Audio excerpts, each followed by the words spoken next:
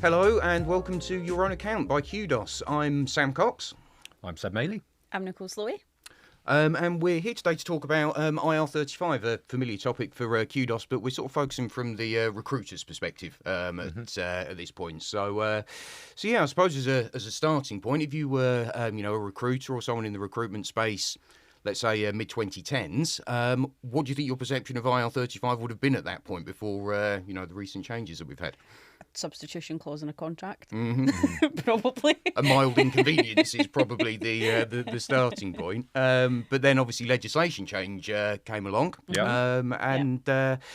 Probably slightly more than a mild inconvenience, I'd say, for a lot of recruiters. Certainly a lot more on the radar.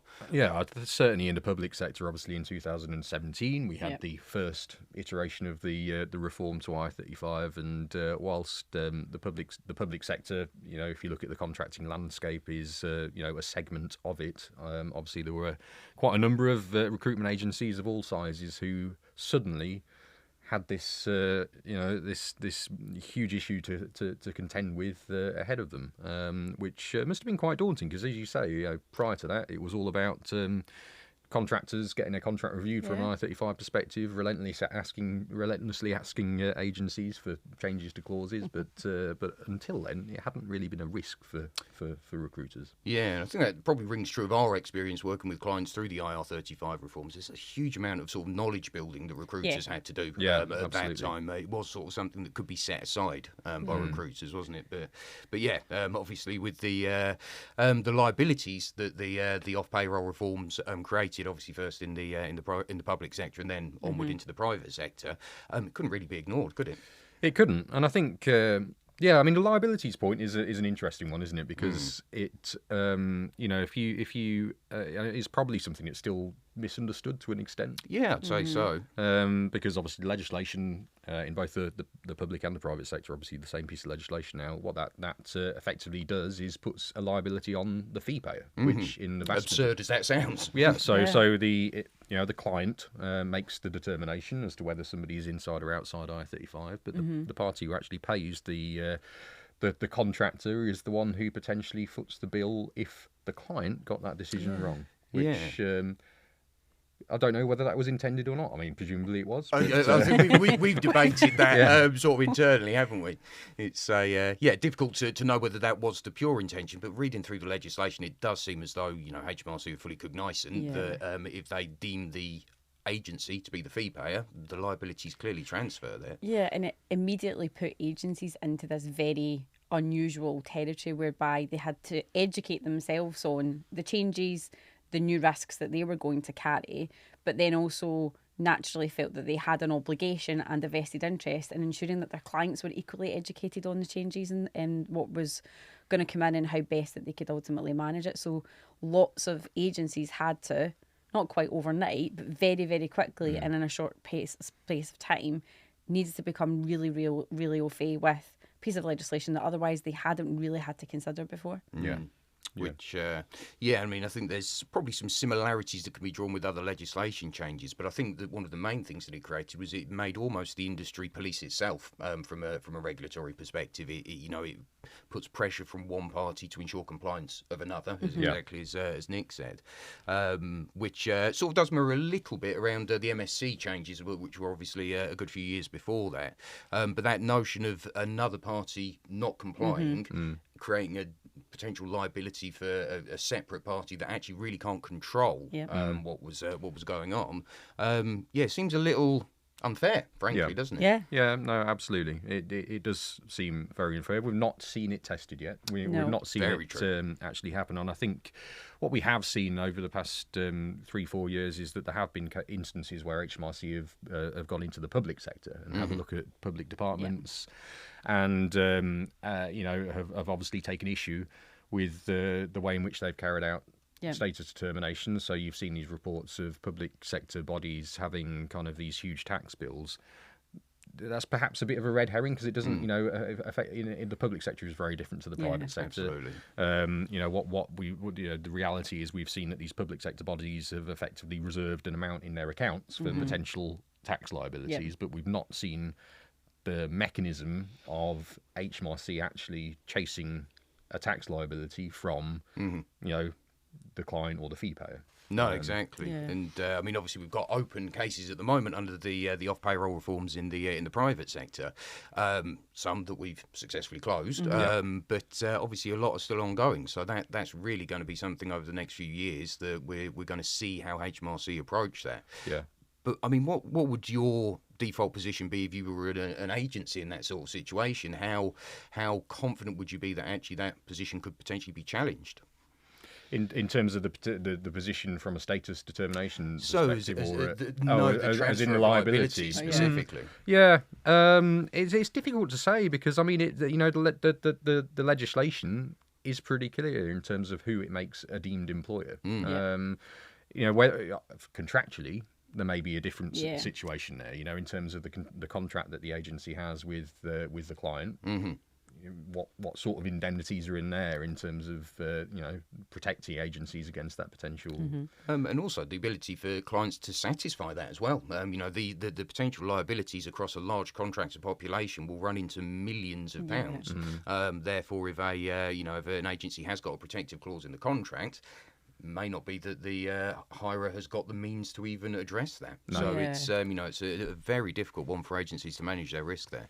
If I was an agency, my focus would be on ensuring that the clients that I were working with understood the legislation, had a correct mechanism for determining IR35 status, and also had a more widely considered approach for IR35 compliance as a whole, because that will give you a further degree of reassurance around the validity of the status determinations in isolation, but also a clearer view and confidence around the client's overall approach to IR35 compliance, and would help to demonstrate the kind of the reasonable care provision as well. But that's one thing that an agency could challenge technically, is that, well, if the client hasn't undertaken reasonable care, then this is where this point around discharging your liability kind of comes into it. But it's a shame there's no statutory definition of what reasonable care is. But, There's a couple of in HMRC's guidance, there's a good few paragraphs that tell you nothing. Yeah. But yeah, so I think that is one of the key things that puts agencies in a really tricky situation, and where we've seen it work really well is where there is that really good relationship between client and agency, and there is an alignment and a joined up approach to managing IR35 compliance. And that's especially prevalent where it's an MSP or an RPO type solution, and there's potentially a very, very large population of contractors. So that's key where for it to kind of work effectively. And we've had some really positive experience in working with MSPs and clients together in delivering these wider pieces of IR35 consultancy and introducing a mechanism for actually undertaking correct and valid assessments. Yeah. And I think that's something that underpins the whole piece, is that actually the contractors at the heart of this that we will be assessing, and not just Qdos. And I think it's probably quite important for us to say here that this isn't necessarily a pitch for Qdos' services around IR35, but certainly the determinations that we do for contractors clearly show that it is completely legitimate for these workers to still be engaged outside of IR35. But really, it's hard for businesses to have confidence in that without sufficient knowledge, and I think that knowledge piece is something that needs to be not just instilled when this legislation came in or when we were initially responding to it, but also maintained as well. And that's a really important point for agencies to keep that dialogue with their clients going about how IR35 is being managed. We know that the offset has been confirmed in terms of the liability point. Do we see that changing agency appetite? Do we see that changing how agencies will speak to their clients about IR35? I think it gives another opportunity for agencies. I mean, because it does make the reality is I still think a lot of engagers, a lot of clients will probably assume that they have the liability, which will drive a level of risk aversion. Obviously that isn't the case. Obviously the agency does have that liability, assuming reasonable care has been carried out. But the offsetting is, I guess, how do you view it? I mean, it's something that should have been there from the start. 100% should have been in there. There's a double taxation point there that is completely unacceptable from any position of equity. It is the case that these contractors have paid a substantial amount of tax already through corp tax, dividend tax, and really their own national insurance contributions as well. So to then not take that into account when you're calculating a fee payer's liabilities is a nonsense. And I'm sure if that was ever challenged at law, that would not have been enabled. And to be fair, HMRC have seemed to have addressed that and have sort of. It was a pretty good consultation, to be fair. Yeah, it was actually. I mean, it's when it's such a black and white issue. I would have been surprised if they could have come up with anything different in terms of confirmation. But yeah, I suppose just to be clear on that point, it probably is just worth clarifying as part of this discussion exactly what that confirmation around the offsetting was. I mean, Seb, you're probably best positioned to talk through that. Just throw that one at you. As in an explanation of the entire thing. Yeah, explain your workings as well, please. So. Well, I mean, I think you kind of summarised it there. You know, if there is a potential liability, if you know, for instance, HMRC go into a client and see that there's a population of 100 contractors, and HMRC determine that they should have been inside IR35, where they were working outside IR35, there will be a liability, a tax liability, and that will be the full employment tax that a deemed employer should have paid on all of that income. Importantly, also including the employee's NI, I believe, as well, isn't it? Well, so employers, national insurance. So yeah, PAYE tax, national insurance, apprenticeship levy. So it's the full sort of shebang when it comes to employment tax. Clearly, the client wouldn't have paid any tax apart from VAT on fees that have been paid to that contractor. So HMRC would raise a determination for that total amount of tax. Now, in the old-fashioned IR35, where the contractor held that liability, there was a mechanism in place for HMRC to take account of any tax that they've already paid. So they would have paid corporation tax, dividend tax, PAYE, national insurance on that income, and that would have been offsetted. There are some question marks around that in terms of exactly how accessible that offsetting is, even for the old style IR35, when we're talking about very lengthy investigations and tax years can effectively be closed off as you go through it.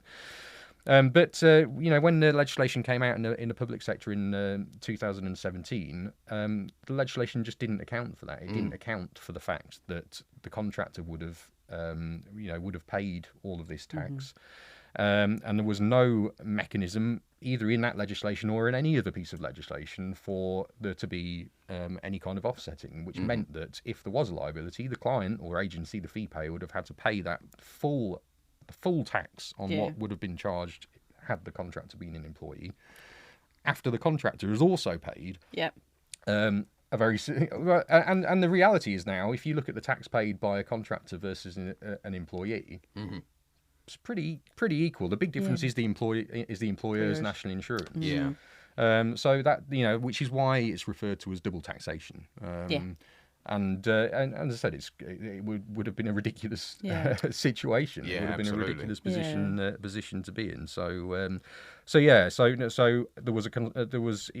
were a lot of calls. I mean, we kind of spotted it very early on, and as did other people. And it was one of those where we spent some time thinking, there must be something somewhere. Can't have forgotten that. There must be something. But as time went on, it became very apparent, and obviously HMRC kind of confirmed it themselves that actually there would be no way of doing that. So there were kind of an increasing number of calls for something to be done about it, and thankfully, the government listened and established a consultation to look at. To acknowledge that it's a problem, but look at the best way of resolving it. That concluded, and we will see that this year, which is a long time coming, but a good thing. And I guess my question is, what does it?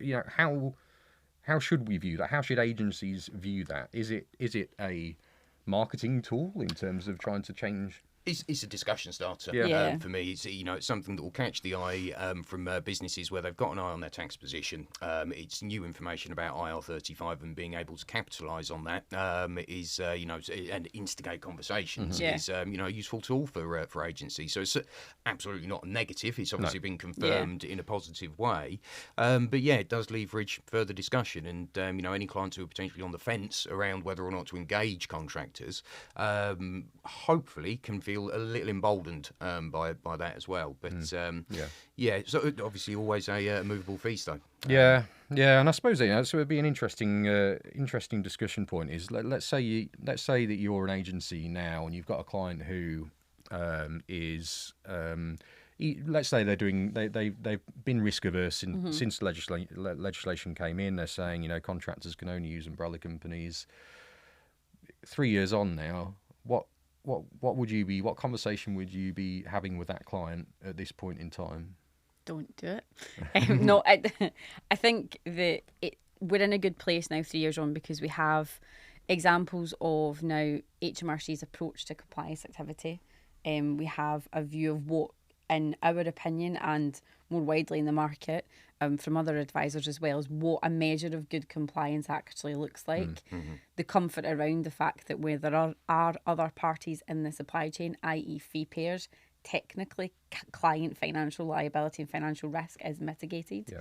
But I think ultimately it always comes back to looking at the ways in which contractors can be compliantly engaged and legitimately engaged on an outside of IR35 basis, and there is a considered and pragmatic approach to introducing those types of ways of working into an organisation.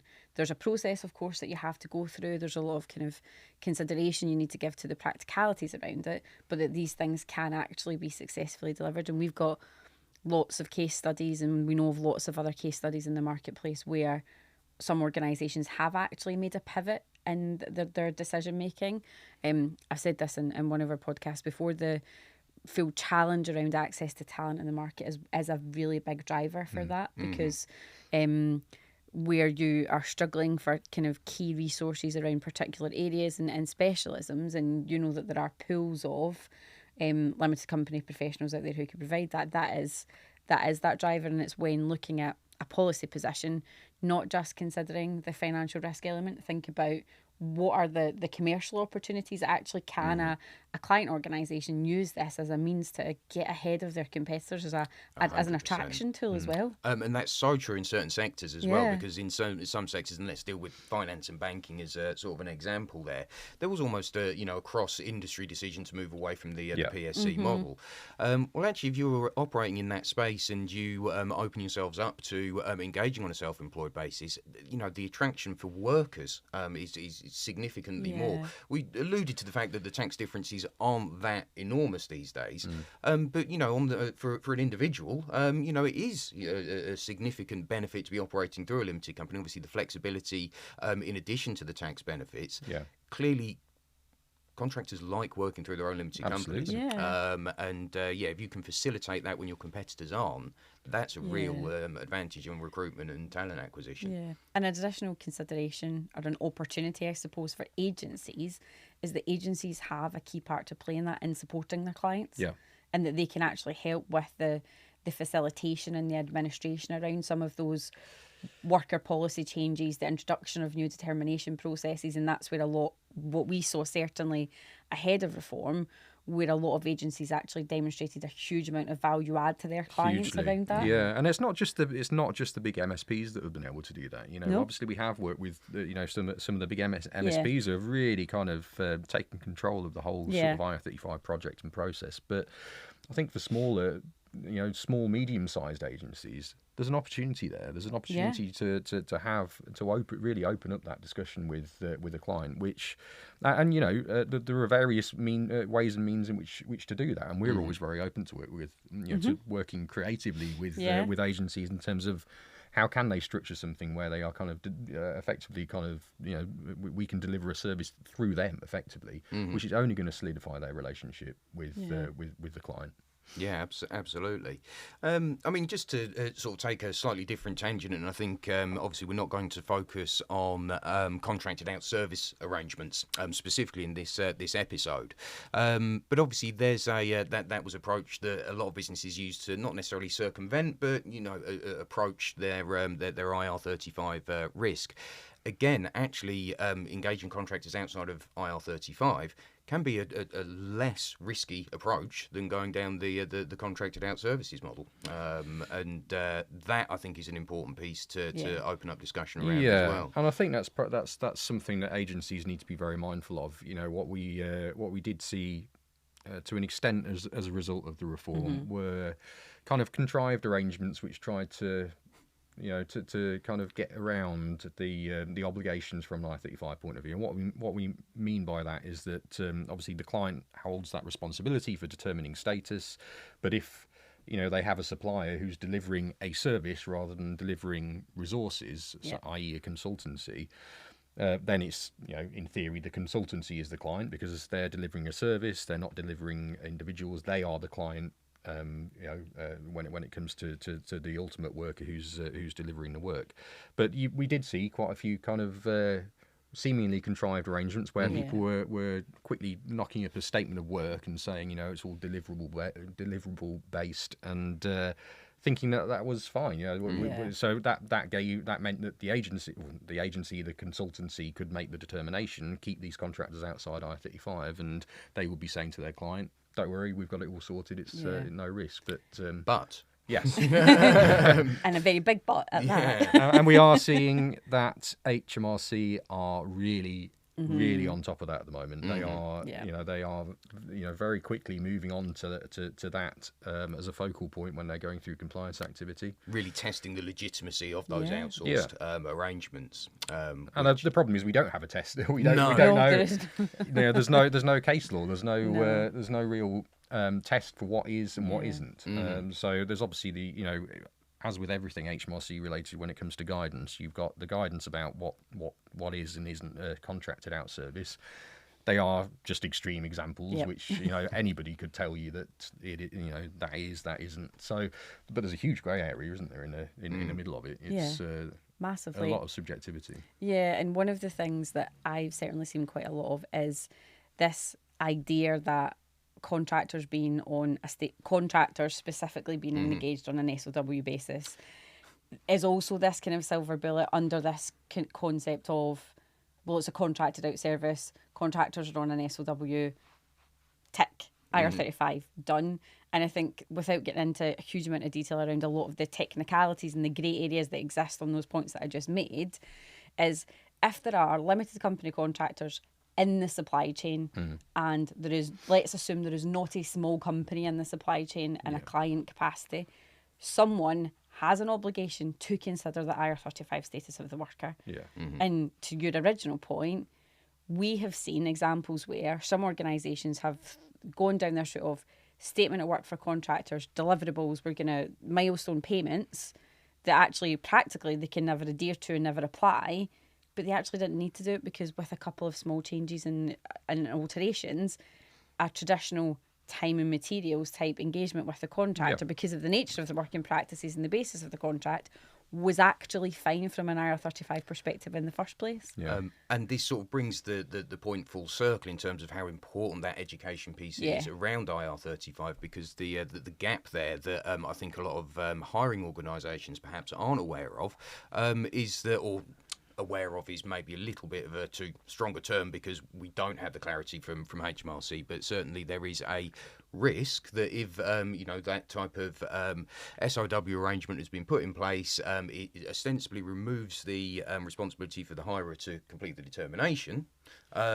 If they've not done that and HMRC view them to be the end hirer in the event of an inquiry, then they absolutely will not have satisfied the reasonable due diligence arrangements within the IR35 legislation. actually putting the liability back on them when they would have otherwise got to pass that down the chain.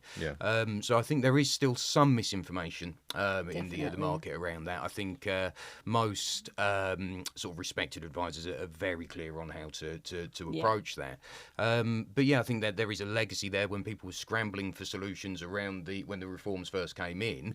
I can remember several meetings you and I sat in where people would talk us through in detail this grand plan around SOWs, and we're sort of nodding along, and it just doesn't stack up. It is one of those too good to be true type scenarios. Yeah, it is, and I think the other thing and the challenge for us is you could see that genuinely some organisations that we did speak to were coming at it from the right place. They weren't trying to make anything contrived. No. But one of the principal questions that we would always come back to is, but does that actually work for your business? Is that how you actually provide contractors into your client? Do you recognise, and we've talked about this at length, and obviously there's an insurance aspect to this, is if you're changing your approach and you're not just providing labour and you're providing services, that changes your risk profile 100%. Completely as an organisation, because you are on the hook for the deliverables of these services. And we've actually seen cases where that's happening in regulated sectors as well. So you're dealing with businesses that have got very strict requirements on their commercial insurances. They are engaging a service provider to provide a service in a regulated environment. That service provider was probably got an insurance policy. As a recruitment business. Do you think that's a real problem? Do you think I don't think it's widespread, but we have seen examples where that is the case. And, sometimes they... it's a very different risk consideration, isn't it? 100%, but, sometimes they'll try and reverse out of that in the contract term, so to remove liability of the service provider, completely undermining them as a legitimate service provider. So it can sort of, confuse itself in all of those contractual terms. But those having those open discussions with businesses, and just coming back to that point around, in terms of the reforms and the types of conversations that we were having with clients, it was often the case where they were absolutely adamant they were engaging contractors legitimately, yet at the same time trying to implement a workaround that meant that it actually exposed them to greater liability. So, as I say, it's not necessarily widespread, but it is out there. Yeah, and I think it's going to be really interesting to see how these kind of because we mentioned that we've got quite a number of open cases where HMRC are looking at private sector companies at the moment, and obviously you would imagine that we are only seeing a relatively small part of the entire activity, but they're moving very slowly.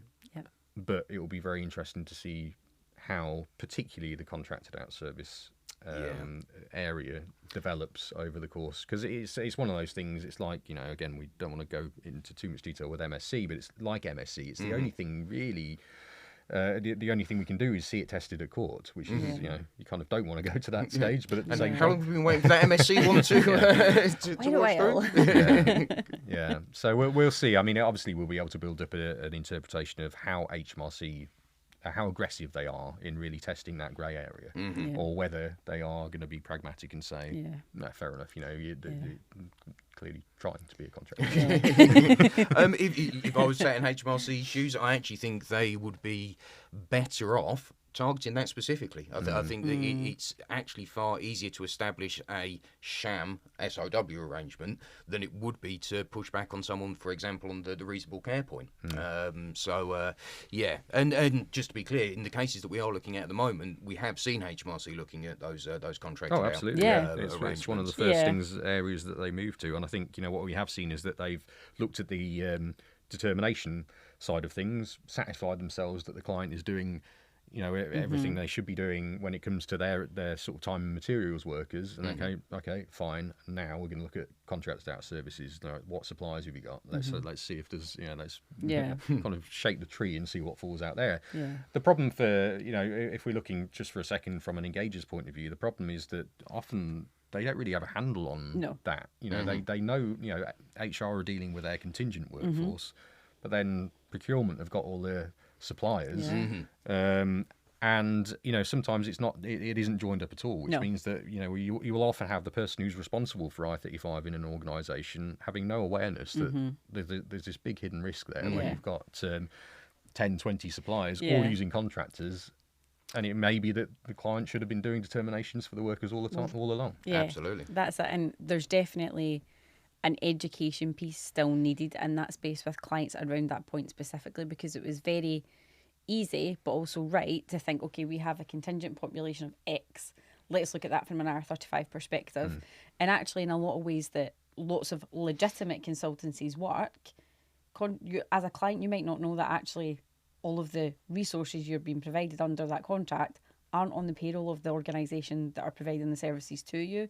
So there's definitely the education, raising awareness piece, but also the consideration and the prompt for clients then to do a level of due diligence within the business. But I think that we're definitely going to see HMRC tug on that thread a little bit more, because in the short span of the last couple of years where we've had sight of HMRC's approach to these questions and investigations, it is progressing a little bit of a level of detail further and further. But only time will tell in terms of where they really arrive at it. But I think you're right. I think it's a quite a substantial opportunity for HMRC to actually look into those areas of compliance really specifically.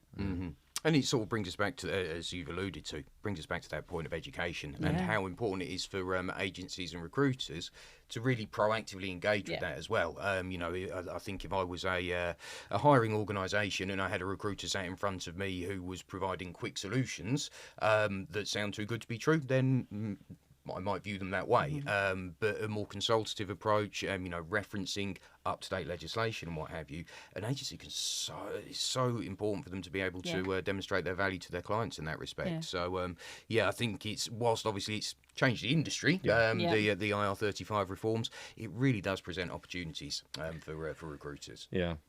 I guess if we stay on the theme of kind of areas of risk, if you were speaking to a recruitment agency and they're saying, okay, we've got IR35 which focuses on limited company contractors. I've got a good idea. I'm going to supply sole traders instead. They're still self-employed.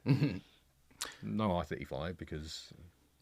What would you say to that? Well, actually, one of the forerunners, we talked about MSC being sort of a precursor to HMRC's approach here. Actually, probably the better comparison is Section 44. So that was a couple of years, I think it was 2015, don't quote me on that, when the Section 44 rules came in. But they implemented a similar sort of debt transfer mechanism whereby agencies in the chain could become liable for the employment status of the worker, not just the hiring organisation.